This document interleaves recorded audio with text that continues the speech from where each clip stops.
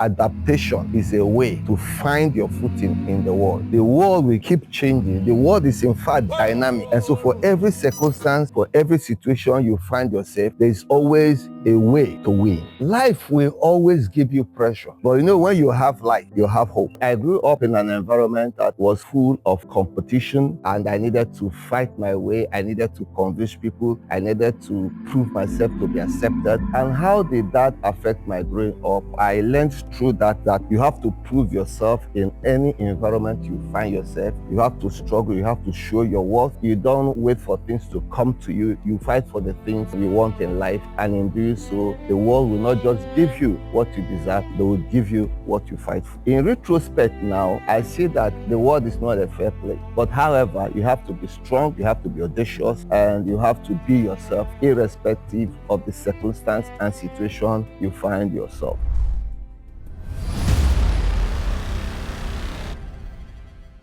My name is Theophilus Chinedu Nwobi, the Odogu of family systems. And of course, my wife calls me the king of happiness. And when you hear Brother Theo, that's my father-in-law. The church people call me Theophilus, and the people I grew up with call me Edu Peko. Wherever I am, there's always a group of people that call me different names. I am married to Chidinma Nwobi for the past 23 years, a father of 4 adorable children.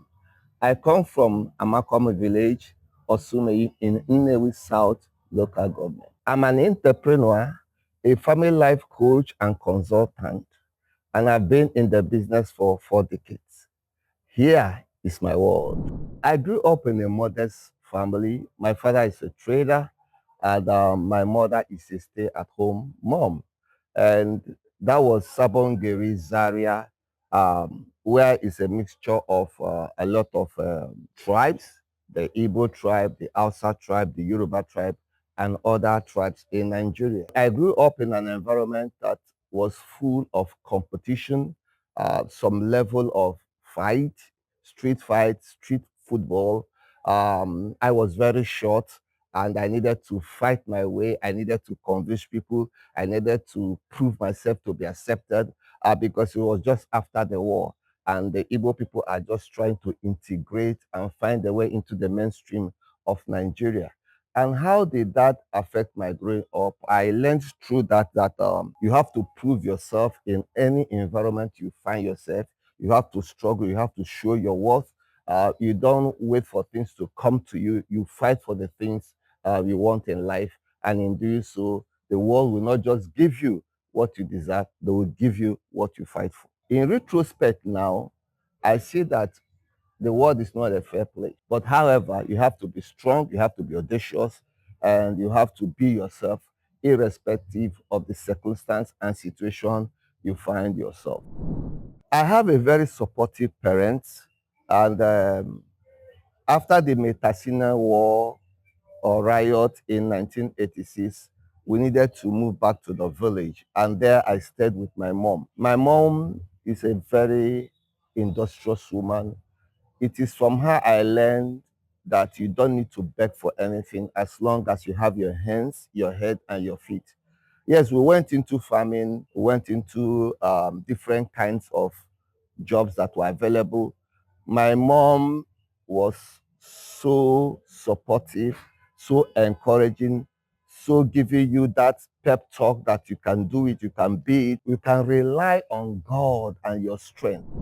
During my youthful age, I have an uncle, Sir V. Nwobi, who is very strict, a disciplinarian to the core, who is a model and live an exemplary life. And I think I was highly privileged to be um, mentored by him because he is somebody who sees your potentials.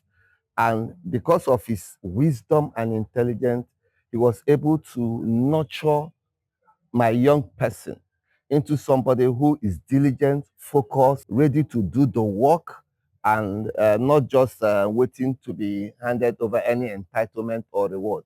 So Xavier Nwobi was somebody that I can never forget, who went extra mile, to see that I get the support I needed at that particular time, including my education in boys' high school or swimming. That was very, very lovely of him. One of my biggest and traumatic moments that I can remember was when we moved from the city to the village after the Metasine riot in 1986. It was traumatic in the sense that this is where I grew up, the city life, friends, schoolmates, environment that I've been used to a totally different environment in the village. And I have to begin to look for new friends, finding a new identity, how to fit in into a village life, how to go to the river to the stream to get water, being told by teachers you must get water for them, the seniors in the school that are in the body, you must fetch water to them, cutting grass. This is entirely a whole new world that I was not used to. And so for me, how suddenly from a city boy to a village boy, my young mind could not comprehend it. So for me, it was very, very disappointing. I was hoping every day we will leave this village, hoping every day we will leave this village. That was another story in my life that I knew that adaptation is a way to find your footing in the world. The world will keep changing. The world is in fact dynamic. And so for every circumstance, for every situation you find yourself, there is always a way to win. And so for me, those situations were situations I needed to rise to the occasion. And because I have a mother who is diligent, who will take me always when she goes out for any farming venture, follow through the process, telling me that this moment is just a passing phase. That gave me hope. That gave me hope because I know that my future is bright, I'm intelligent, and I know I can find my way always in life. And being the firstborn and the first son of the family gave me another different responsibilities that I needed to stand up for my younger ones. I needed to give them also the focus and the need that we are not going to give up in these circumstances. And I think that was my greatest breakthrough of learning life experiences at that very young age. The discovery of passion and purpose, I think, was more of a process than a particular time in life. I think when I was 22, I was in the church and that was a Pentecost celebration, and the Catholic Charismatic Renewal was having an event, which I was not part of them then. And they announced that after church, people can come over to celebrate the feast with them. And so I decided, since I'm not doing anything really at home, that was during my apprenticeship too. So now I went there. The preacher that there was Brother Polycarp Okoro, the then coordinator of St. Mary at Jegole. And he preached like Peter on the Pentecost day. Powerfully, anointed, words of wisdom, Bible teaching. I was like, hello, is this a Catholic church? Is this a Catholic church event? So when it was announced, those who wanted to join, or more, that is how I joined the Catholic Charismatic Renewal. And there was another transformation for me, because for the Catholic Charismatic Renewal gave me the platform to have courage to live my conviction, speak the word, go for evangelism. So it was a foundation for my spiritual growth. And another aha moment was, I think I was 25 or 26, because I love reading. So I came across who's the author of this book, The Principles of Power and Vision. That was Miles Moreau. I was hearing concepts for the first time: potential, ability, your skill, the power within you, how to think, your mindset. And as I was consuming that, I jammed another powerful tape. That was by Jim Rohn, The Act of Exceptional Living. He was talking about how you can set goals, achieve them, how you can have a 10 years plan, how you can have self-development, how you can, in fact, grow yourself, decide your future, in fact, design your life. Hello. So from the Catholic charismatic renewal, I was seeing how you pray, fast, go to a mountain, for God to be in charge of your life. On the other side, I was seeing the practical aspect of life of planning, strategy, execution. So I didn't leave one for the other. I held the two together. And for me, that was the turning point. And so what that helped me to do, I went and bought an 80 list book. I started writing how I will show up in life. The kind of husband I will be, the kind of father I will be, the kind of son I will be, the kind of uncle I will be, the kind of person, my values, the direction of my life. And I wrote for the next stages of my life, the rest of my life, how I will show up in life.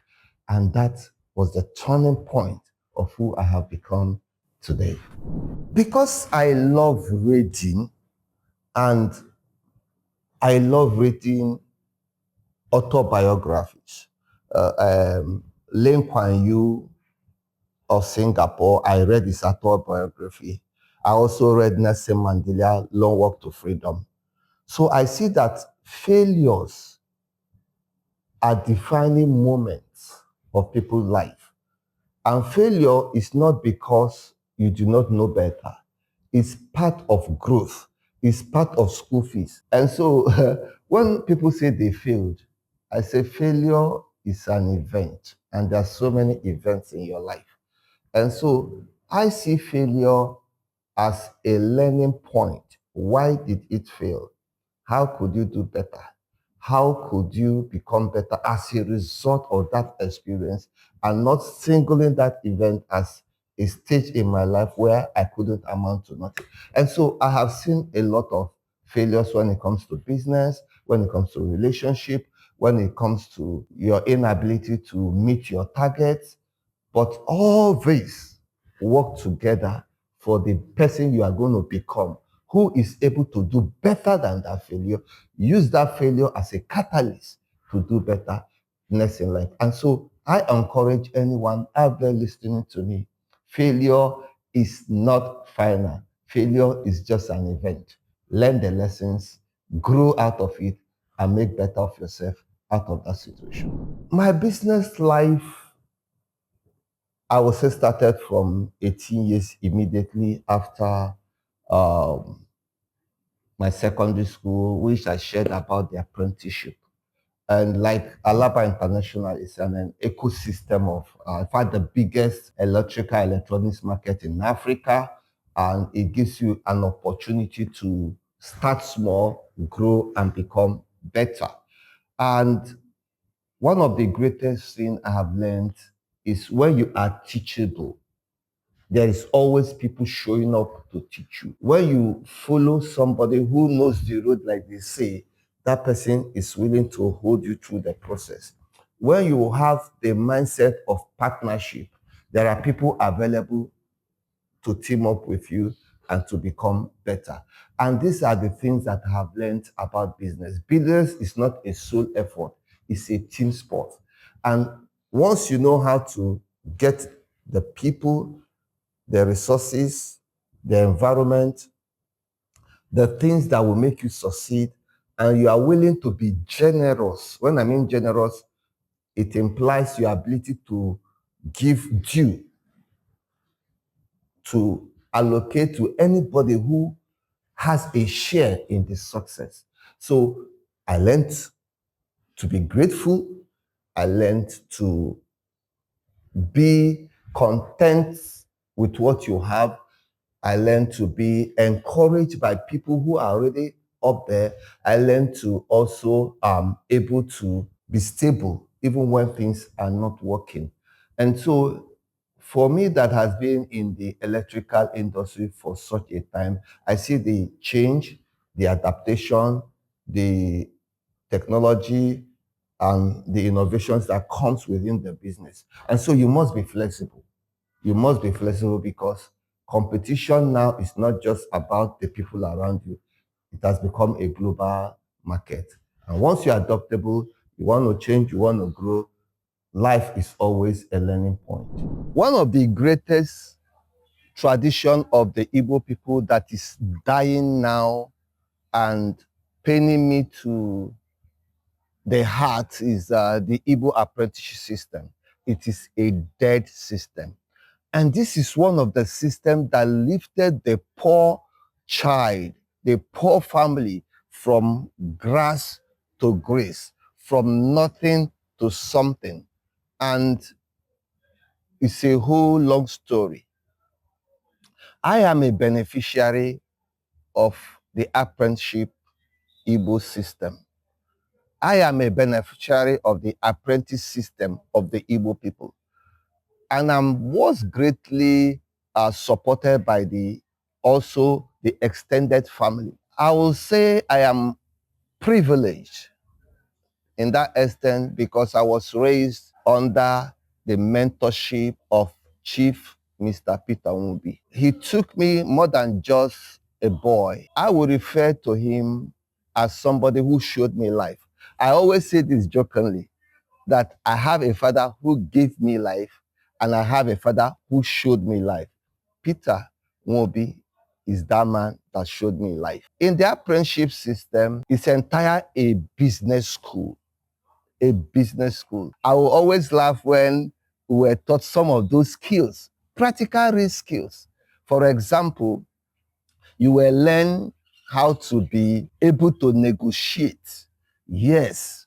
You know, there was something about the apprenticeship system that when I look back now, I laugh. They will call it apricot.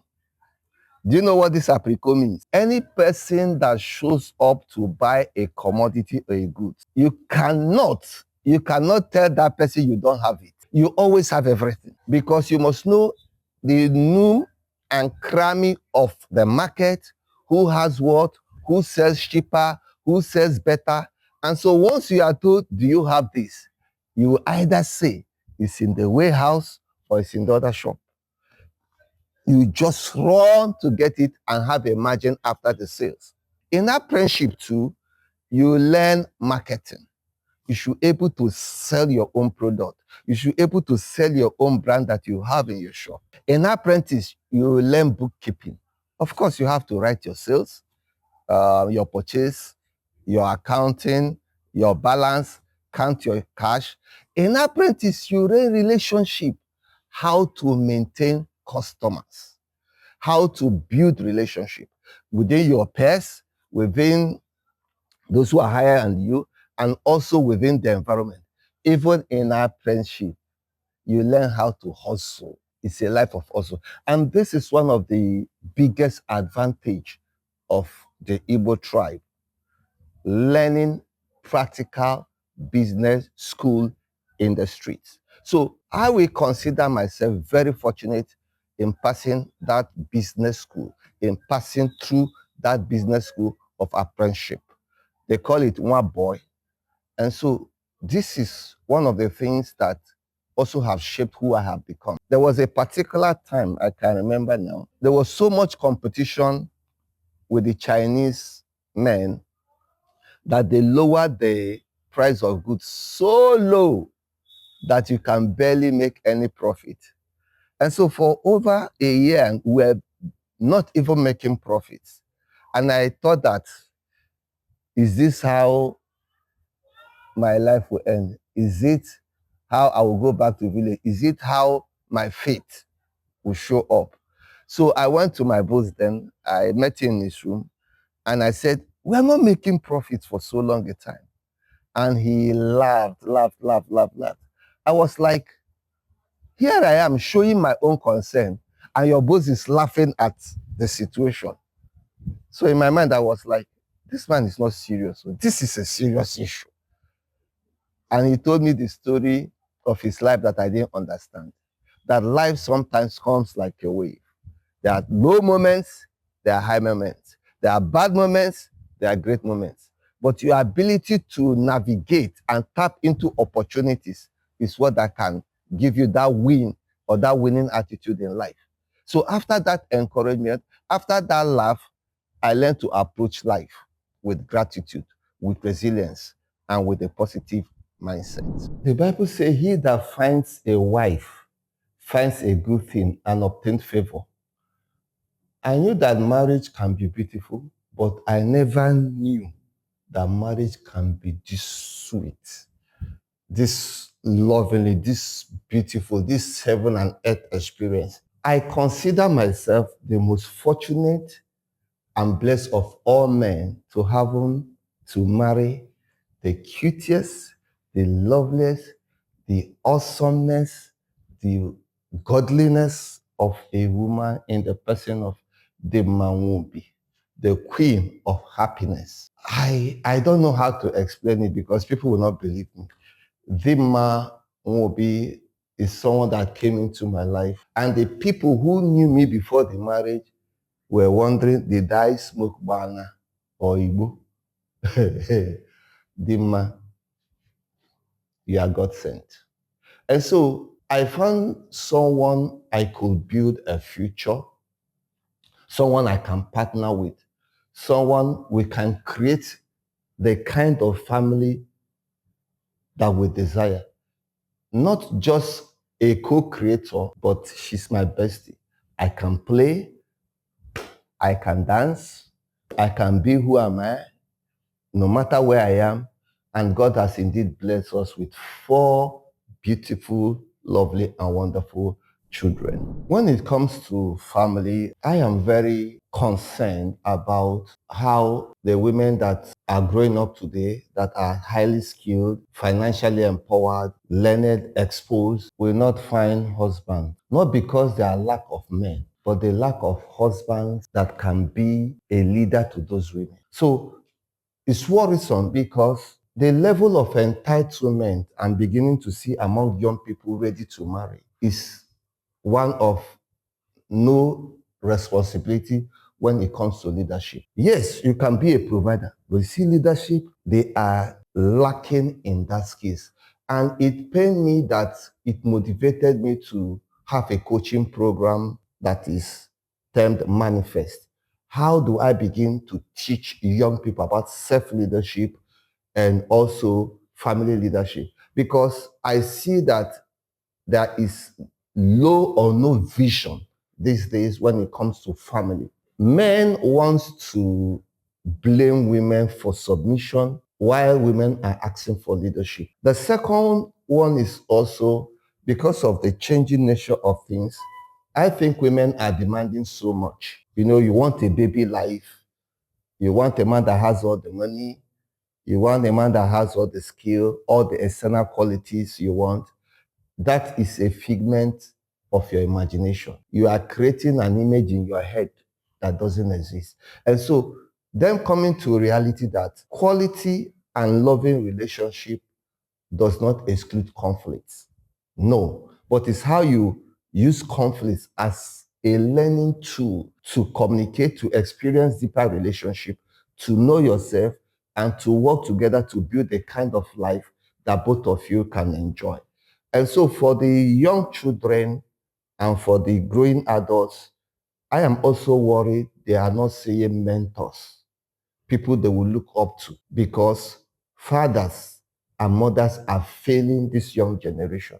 In fact, our report card as parents is what we are seeing in the society, from teen pregnancy to drug abuse to children not having delayed gratification to out of school children. I think these are report cards of the adults. My greatest concern about young men, relationship, and family is I am seeing so much of that entitlement mentality by the young men these days. This is my personal opinion. Marriages fail because men fail in their responsibility. A greater percentage of the faults of family life are caused by men, fathers, yes. I want to ask an important question. When a team is failing, who do you hold responsible? The coach. If a nation is failing, who do you hold responsible? The leaders. Why is it when families are breaking down, we shift the narrative from holding the family leaders responsible and blame the followers?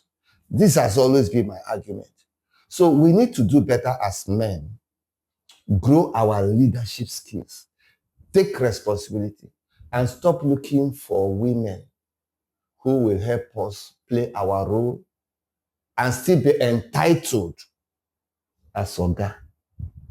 No, no, no, no, no, no. We can do better. Now that we are having more empowered women, more skillful women, women who are more exposed, we need to up our game. And so when I sit in the counseling position and I hear the situation in most marriage crises and relationship, I hear the men, I hear the women.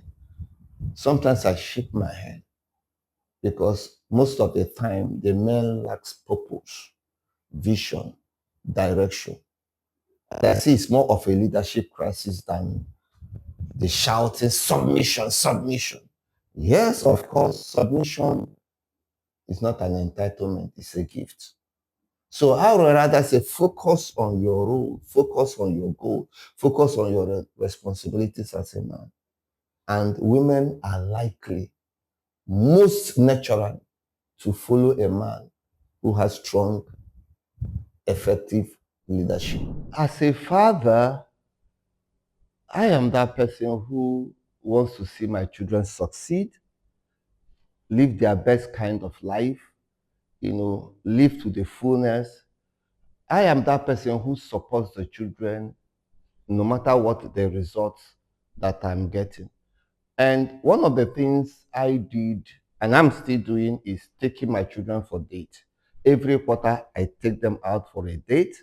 I want to hear them with gist, no bad holds, no question about academic, just gist. And I feel that connection. They can express themselves without judgment. They can speak to me to things that they think I'm not comfortable with, and I can listen. Just, ice cream, whether it's burger, whether it's just drinking water. The laughter and the joy is one of the things that I knew that my children are my friends. And there was a question I asked them that surprised me in one of our family meetings. I asked them, what is the best moment they have experienced me as a father? I was thinking school fees, buy bag, take them to amusement park, take them to vacation. They said it was just one-on-one time I have with them in those sports. That was their most memorable moment. I was like, that's insignificant outing. But you know that in communication is the feedback that is the answer to uh, you are seeking for, or the reward for the answer you are looking out for. And so I want to be that dad they can forever be grateful for, that gave them the platform, the foundation, and the wings for them to fly. And for the kind of husband uh, I think I am, is that husband who is not afraid that the wife can soar, become her best, be out in the world, doing amazing things. I like supporting my wife. I like working with her, encouraging her. I love seeing her excited and happy about how her life is turning. It's my greatest joy and support. I like praying for her. I'm that husband that will pray for her every day. Her biggest cheerleader, even when she's thinking the world is falling apart. I'm that person saying, I'm in the storm with you. We're going to walk through this. We're going to become this. I am that person that my wife will say, even in the darkest moment, you see the way I'm black, it's still a light and a hope. And that is the kind of husband I am. That kind of husband who can do anything, who can break the rules of traditional rules of a man and a husband. I am that kind of guy. So people can call me woman rapper. Oh. you know, One thing is always important for me. We are excited, and I'm excited about the kind of man and husband I am. The habits that allow me to become who I am as an adult from my growing young age to now is delayed gratification. You know, to not be consumed by spending all. Empathy, I think, was also one of those great habits. I like putting myself in the shoes of people, a non-judgmental attitude where you feel the pain, the sorrow, the joy of people. And I think one of them is excellence. I just want to do anything exceptionally well. When you give me a task, I'm sure I'm putting in all my best. Whether it's a big task or a small task, I just want to show up and deliver well. And I think another one is godliness. I love God. I love God. So I want to see everything as a vocation, as a call. It doesn't matter whether it's a secular assignment or a church assignment or a family assignment. I want to see that God has called me to do this and I'm accountable and answerable to Him. I think these are some of the values and principles that I've cherished and I hold strongly in my life. Life have taught me that you should forgive. You should not hold any grudges against anybody, no matter what that person did to you. Life has taught me that don't let money get into your head, because money is just a tool. It's just a resource to get you from where you want to be and what you want to achieve in life. Life has taught me to not be an ingrate. Be always grateful to the people. Everybody's helped. And I think I am, every stage of my life, I've been helped by family, by friends, by associates, by my neighbors. And saying thank you is one of the things that is always on my lips. Thank you. I appreciate you. Gratitude is very important to me. Then letting go. Yes. Once you have a loss, whether it's a business loss, a relationship loss, get it behind you and look forward to what is ahead of you. And no condition is permanent. Treat people right.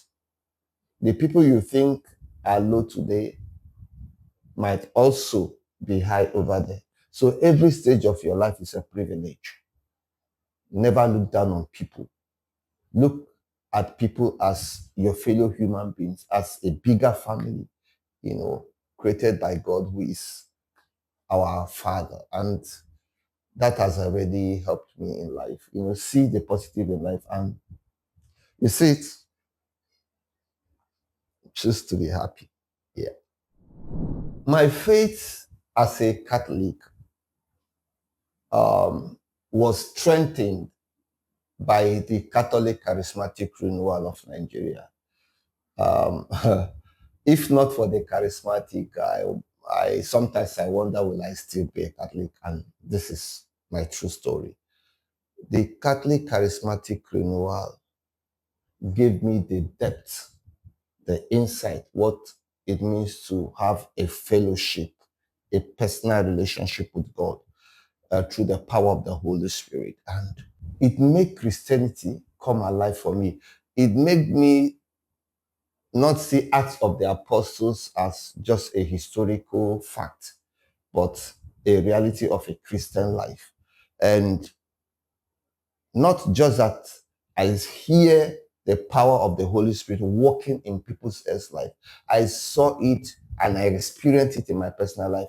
And I'm able to see vividly how people have lived in the power and the spirit of Jesus. And so that makes me grounded in my Catholic faith. And prayer, scripture reading, fellowship with brethren, praying for people, speaking, preaching, evangelism. It has always been a daily routine for me. Yeah. I think without God, I'm nothing. Everything I am today is by His grace. And I really I'm very, very grateful to God for that. What kept me spiritually grounded at my lowest moment has been my faith in God, and also having friends that are really very supportive. And when it comes to spirituality, that's my brethren in prayer group, and also other friends I've known along my spiritual journey. Another set of people have also been my cousins, wonderful, great, and amazing people, and also my wife, who is always beside you, encouraging you, and giving you the moral support that things will eventually turn out right. My mother, who has been my anchor right from my growing age, and also my father, who sees life in every moment as a passing phase.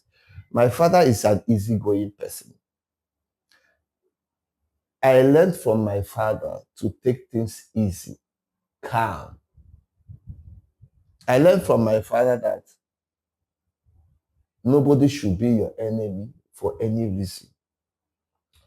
So when he died, I think it was an emotional moment for me, like somebody who you have looked up to for your entire life, all of a sudden is gone. I was caught in between crying and being joyful that I was at those moments when he passed.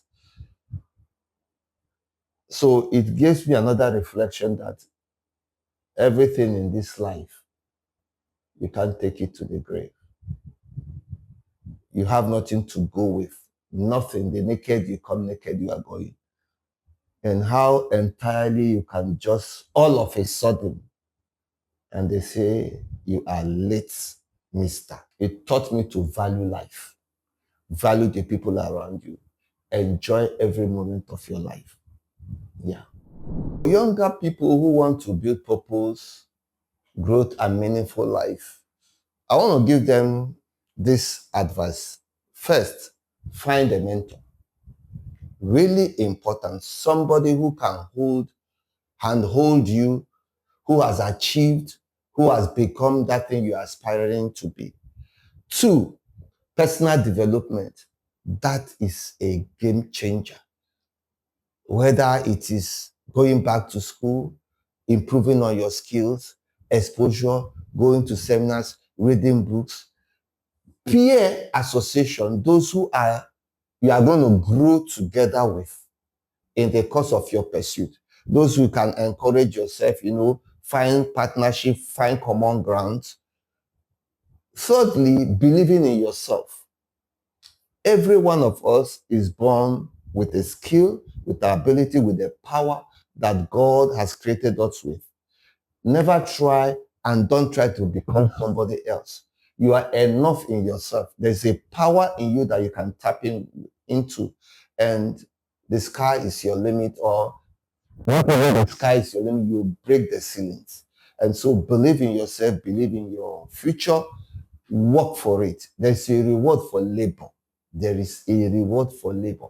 And so if you do all this, every other things is just a commonplace, a common challenge that humanity face. And believing in God is also very important, who can give you strength when you are very, very down, weak, or disappointed. People misunderstand life as something that should just happen by your imaginations of your fantasy.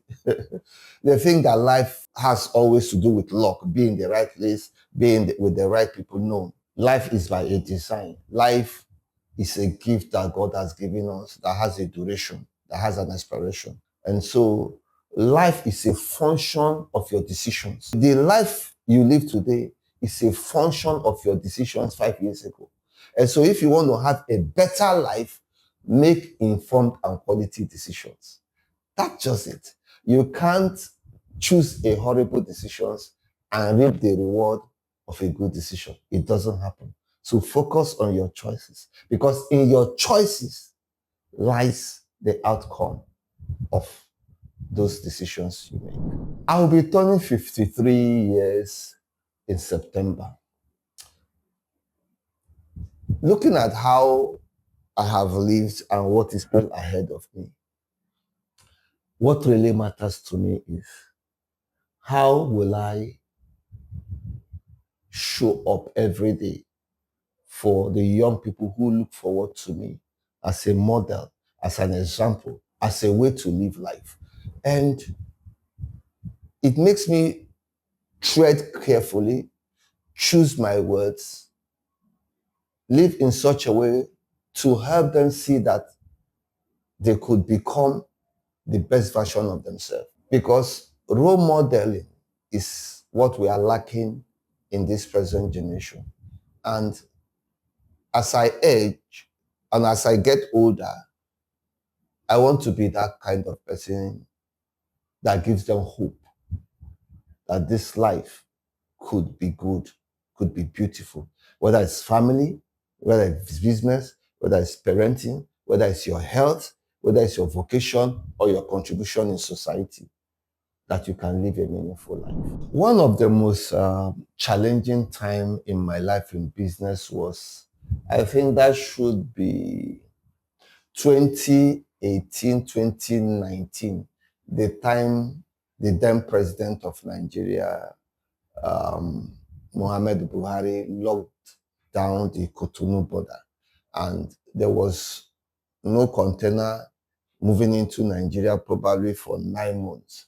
And this is a normal route of where you clear your goods, and for 9 months, your goods is stocked in Cotonou, no coming in.